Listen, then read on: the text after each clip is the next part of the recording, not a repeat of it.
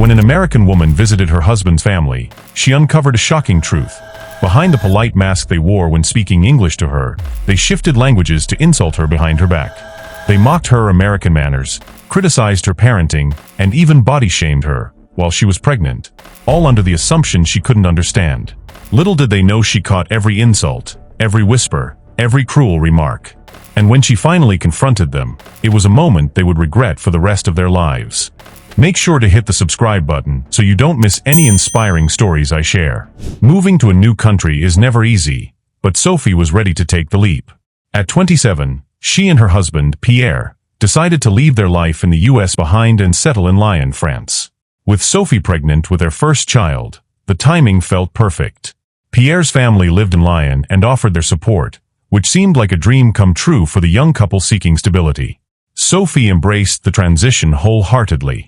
Fluent in French from her college studies, she threw herself into the culture, adapting to the bustling markets, charming streets, and even the slower pace of life. To Pierre's family, however, Sophie's French skills were a secret. They always addressed her in English, assuming she didn't understand their native tongue. Sophie, enjoying the privacy this gave her, never corrected them. But as time passed, Sophie noticed something troubling. In casual conversations that switched to French, subtle remarks about her began to surface. Pierre's family seemed polite enough to her face, but their words behind her back told a different story. What they didn't realize was that Sophie understood every single word, and what she did with that knowledge would change everything. Sophie was determined to make her new life in France a success. Lyon's charm captivated her from the start, its winding cobblestone streets, the bustling markets with fresh produce, and the warmth of the community made her feel like she had stepped into a storybook. She threw herself into the culture with enthusiasm, attending local events, learning the customs of her new home, and savoring every opportunity to feel like she belonged. But the same couldn't be said for her interactions with Pierre's family. While Pierre's mother, Claudine, and sister Isabelle were outwardly polite, Sophie often felt a subtle distance between them. Family dinners were particularly challenging. While conversations began in English, they would frequently slip into French, assuming Sophie couldn't keep up. One evening, as Sophie passed a dish across the table, Isabelle remarked in French, "Americans are so casual." Claudine responded, "She tries, but it's not the same." Sophie felt a pang of hurt. Though she had worked hard to immerse herself in their culture, moments like these reminded her she wasn't fully accepted. Yet, she said nothing, choosing to focus on the joy of her pregnancy. She hoped that over time, they might see her efforts and accept her as part of the family. The remarks didn't stop. When Sophie excitedly shared plans for decorating the baby's nursery, Claudine's response stung. "Babies don't care about decorations. Americans always want everything to look perfect." Isabelle laughed and added, "It's just their way." Sophie began to feel like she was living under a microscope. Every choice she made, what she ate, how she dressed, even her taste in baby names, seemed to be quietly dissected. Once, Isabelle commented on Sophie's cooking, suggesting that her meals lacked finesse compared to traditional French dishes. Despite the mounting discomfort, Sophie kept her understanding of French to herself. She found solace in the privacy it offered, using it to process her emotions quietly. At times, she wondered if confronting them would help, but she didn't want to create tension. For now, she chose to focus on the life she was building with Pierre. She told herself that actions spoke louder than words, and her love for Pierre and their child would bridge any cultural divide. Little did she know, the challenges were only beginning. As Sophie's pregnancy progressed, her excitement was tempered by a new wave of challenges. The remarks from Pierre's family shifted from cultural stereotypes to personal jabs about her changing body. While she tried to stay focused on the joy of impending motherhood, the constant scrutiny began to wear on her. During one family visit, Claudine turned to Isabelle and remarked in French, "She's gaining so much weight."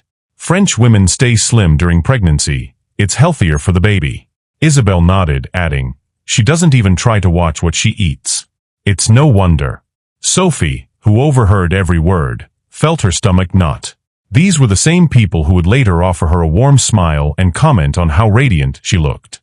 The contrast between their words in French and their demeanor in English was jarring, leaving Sophie feeling like an outsider in her own family. Even casual interactions became a minefield. One day, while Sophie enjoyed a croissant at breakfast, Isabelle quipped, maybe she should skip the pastries for a while. Claudine chimed in, A healthy diet isn't just for her, it's for the baby too. Another time, they analyzed Sophie's maternity wear. So loose, Claudine noted in French.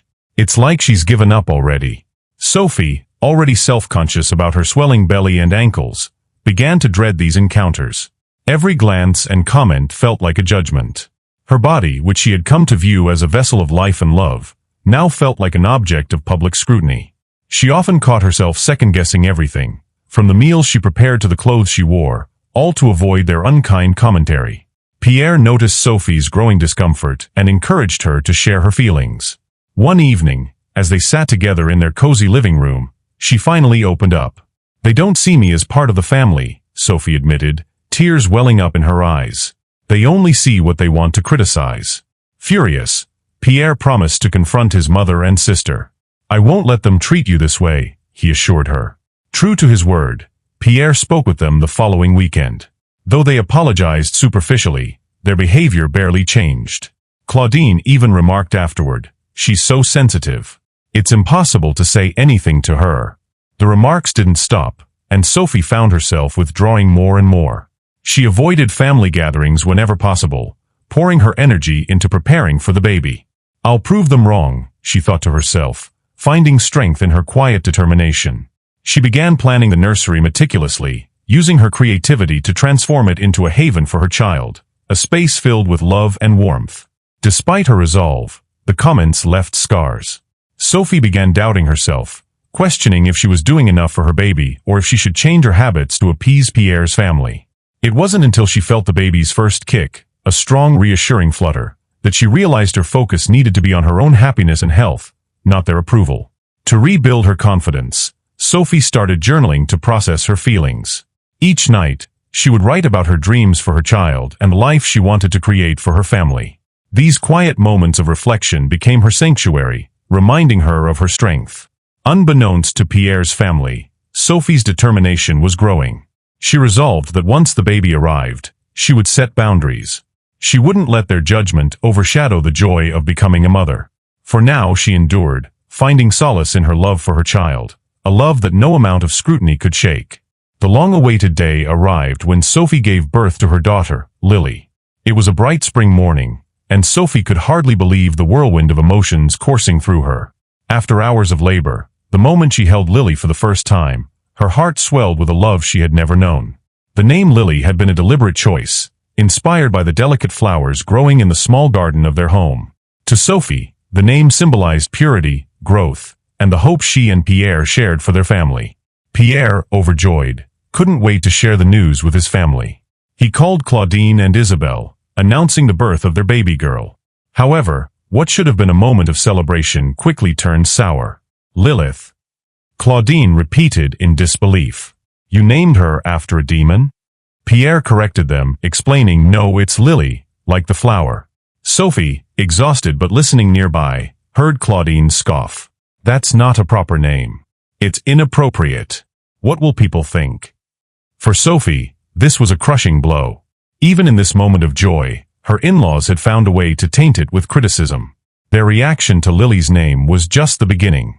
Instead of celebrating Lily's arrival, Claudine and Isabelle nitpicked every aspect of her postpartum life. They commented on the weight she hadn't lost yet, the way she dressed, and even her parenting choices. During a visit to meet Lily, Isabelle remarked in French, "She looks like she hasn't even tried to recover. It's embarrassing." Claudine nodded in agreement, adding, "French women would never let themselves go like this." Sophie bit her tongue, focusing instead on Lily's tiny fingers wrapped around her own. She refused to let their negativity ruin the special moments she shared with her daughter. But their words echoed in her mind long after they left. Her joy was clouded by feelings of inadequacy, amplified by the lack of support from the people who should have been her biggest advocates. Pierre, noticing Sophie's growing distress, tried to shield her from his family. He limited their visits and stepped in whenever their comments became too cutting. "You don't need to justify yourself to them," he reassured Sophie one evening. "You're an amazing mother, and Lily adores you."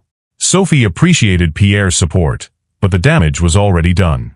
Each encounter with his family left her feeling smaller and more isolated. It wasn't just their words, it was the implication behind them, that she wasn't good enough for their son or their family. The postpartum period brought additional struggles. Sophie dealt with sleepless nights, moments of self-doubt, and the overwhelming pressure to live up to the expectations set by Pierre's family. Each unkind remark lingered in her mind. When Sophie bought a stroller that she loved, Claudine commented, "It's not practical. You should have asked me first." Isabelle added, "It's so American, always choosing style over substance." Sophie began to retreat further into her own world, finding comfort in the quiet moments she shared with Lily. She would sit by the window in the mornings, cradling her daughter and watching the sunlight stream through the curtains. "You're my little flower," she whispered to Lily, vowing to give her the unconditional love and support she herself had never received from Pierre's family. Pierre continued to advocate for Sophie. One evening during a tense conversation, he told his family, "Your behavior isn't just hurtful, it's unacceptable. If you can't treat Sophie with respect, you won't see Lily as often." Claudine and Isabelle were shocked by his words, but Pierre was resolute. His loyalty to Sophie gave her the courage to stand tall, even as the in-laws remained critical. Despite her struggles, Sophie found small ways to rebuild her confidence. She joined a local mothers group, where she connected with women who welcomed her with open arms. These friendships became a source of strength. The women shared their own stories of judgment and resilience, reminding Sophie that she was not alone. With their support, Sophie began to recognize her value as a mother and as an individual. Slowly, she began to reclaim her sense of self. Sophie poured her energy into creating a warm, loving environment for Lily. She started journaling, filling pages with dreams for her daughter and reflections on her own growth. These quiet moments of writing became a sanctuary, reminding Sophie of her resilience and the joy motherhood brought her. Sophie also began to set small personal goals to regain her confidence. She started taking long walks with Lily, finding peace in the gentle rhythm of her footsteps and the fresh air. On weekends, Pierre joined her, and the three of them would stroll through Lyons markets and gardens, enjoying the beauty of their city. These moments, free from judgment, became precious to Sophie, a reminder that she was building her own traditions as a family. As the weeks turned into months, Sophie found joy in the simple moments: Lily's first smile, a sunny afternoon in the park, and Pierre's unwavering support. The criticisms from Claudine and Isabelle faded into the background. Sophie realized their approval no longer mattered. What mattered was the life she was building with Pierre and Lily, a life filled with love, laughter, and strength. Holding Lily close one evening, Sophie whispered, "You've given me more strength than I ever thought I had." She smiled as Lily cooed softly, a reminder that her family's happiness depended on the love they shared, not the opinions of others. With Pierre by her side and Lily in her arms, Sophie knew she had everything she needed. Sophie hadn't planned to attend Claudine's birthday celebration. After months of enduring judgment and passive-aggressive remarks, the thought of spending another evening with Pierre's family filled her with dread. But Pierre encouraged her, insisting that her presence might soften the tension. "We'll keep it brief," he promised. Reluctantly, Sophie agreed. Determined not to let Claudine and Isabelle's past comments defeat her, Sophie chose her outfit carefully, a fitted dress that flattered her postpartum figure and a pair of comfortable heels. She wanted to present herself as composed and confident, even if she didn't feel that way inside. Lily, now 3 months old, was dressed in an adorable onesie, ready to charm anyone who dared criticize her mother.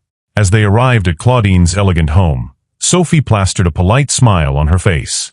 The dining room was already filled with guests, a mix of family friends and relatives. Sophie noticed Claudine's sharp eyes scanning her appearance. "You look nice," she said in French, though the tone made it feel less like a compliment and more like an assessment. The evening unfolded predictably, with Claudine and Isabelle directing subtle barbs at Sophie under the guise of casual conversation. "Are you sleeping at all?" Isabelle asked with a smile that didn't quite reach her eyes. "You look tired." Sophie held her composure, responding calmly, "Lily's been sleeping well, actually. We're very lucky." As the dinner progressed, the conversations began to shift to French, as they often did. Sophie, seated quietly, listened while Claudine and Isabelle's voices grew softer. "She thinks she's better than us," Isabelle whispered, "always trying so hard to stand out." "She's still overweight," Claudine added with a sniff. "I doubt she'll ever lose it. Not everyone has the discipline." Sophie's stomach churned. For months, she had endured their backhanded comments, but tonight, something snapped. Setting Lily gently into Pierre's arms, Sophie stood, her heart pounding. The room fell silent as she addressed Claudine and Isabel directly. "I've understood every word you've said about me," Sophie began in flawless French, her voice steady but firm. The collective gasp around the table was audible.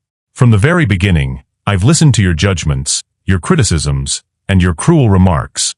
Claudine's face paled, but she quickly recovered. "You should have told us you spoke French," she said sharply. "And give you an excuse for your behavior?" Sophie replied, locking eyes with her mother-in-law. "No. I allowed you to show your true selves, and what I've seen is nothing but unkindness." The room was stunned into silence, but Sophie wasn't finished. With calm precision, she recounted their every insult, from the body shaming during her pregnancy to their deliberate misinterpretation of Lily's name. "You have been unkind, judgmental, and cruel. I've endured it for Pierre's sake, but I won't anymore." Pierre stood beside Sophie, his expression firm. "Sophie is my wife and the mother of my child. If this is how you treat her, then we're leaving. Don't expect us back until you're ready to apologize." The tension was palpable as Sophie and Pierre gathered their things and left the party, leaving a stunned group of relatives behind. As they stepped outside into the cool evening air, Sophie felt a wave of relief. For the first time, she had spoken her truth, and it felt empowering. Back at home, Pierre held Sophie close. "I'm proud of you," he said softly. "You've put up with so much, and you didn't deserve any of it." Sophie reflected on her decision to confront Claudine and Isabel. It hadn't been easy, but it was necessary.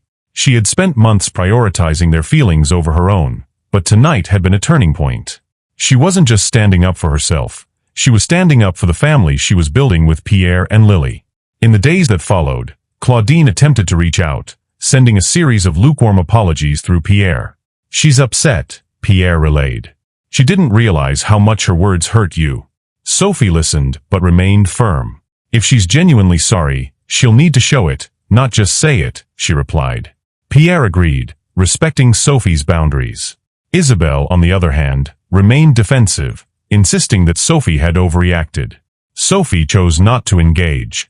She had said her piece, and she wasn't about to let their opinions dictate her happiness anymore. The confrontation marked a significant shift in Sophie's relationship with Pierre's family. While the tension didn't disappear overnight, Sophie noticed a subtle change in their behavior during the few interactions they had afterward. Claudine was less critical, choosing her words more carefully, and Isabel seemed less inclined to make snide remarks. Sophie knew it wasn't a perfect resolution, but it was a start. More importantly, Sophie felt a sense of liberation. By asserting her boundaries, she had reclaimed her voice and her peace of mind. She no longer felt the need to prove herself to Pierre's family or seek their approval. Her priority was her own family, the life she was building with Pierre and Lily, rooted in love and mutual respect. The experience taught Sophie a valuable lesson. Standing up for herself wasn't about seeking conflict. It was about protecting her dignity and well-being. As she cuddled Lily one quiet afternoon, she whispered, "No one will ever make me feel less than I am again." Lily gurgled in response, her innocent smile reminding Sophie of the strength and love they shared as a family. In the weeks following the confrontation at Claudine's birthday party, Sophie and Pierre made significant changes to protect their peace. They established firm boundaries with his family, limiting visits and maintaining a polite but distant relationship. Sophie was no longer willing to tolerate the scrutiny and judgment that had overshadowed her early days of motherhood. Pierre was steadfast in his support. "I'm sorry I didn't act sooner," he told Sophie one evening as they cuddled on the couch. "I should have done more to protect you." Sophie smiled, grateful for his understanding. "We're stronger now," she replied. "Lily deserves a family that is built on love and respect, not one weighed down by negativity." From then on, their focus shifted inward.